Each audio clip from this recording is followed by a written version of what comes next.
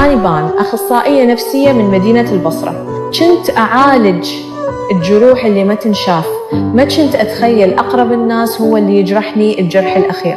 ما أريد منكم تبكون علي، بس أحجوا حتى ما يصير اللي صار وياي مع أحد غيري.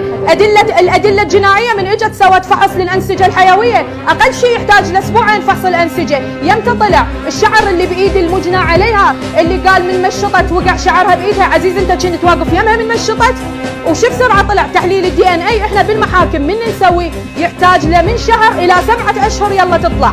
شنو هالنتائج هاي اللي طلعت بسرعة البرق؟ أنا ما أشكك بالقضاء، أنا أشكك باللي اشتغلوا على النتائج. اما هاي المسرحيات السخيفه اللي جاي تطلع لنا، يوميه طالع لي طبيب ويوميه طالع لي واحد يسولف لي 6 بالشهر.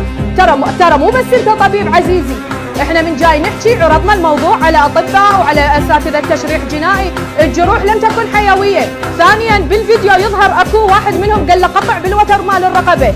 وين هذا القطع منو وشلون وين؟ زين الكدمات والسحجات اللي على وجهها وجسمها منو هذا سواها؟ احنا بهيك جرائم ما دام تدونت انتحار ما عندنا كشف دلاله لان ماكو مجرم. طيب قولوا لي واقنعوني انه هاي الكدمات والاثار اللي على جثه المغدوره. أنا بان أخصائية نفسية من مدينة البصرة. كنت أعالج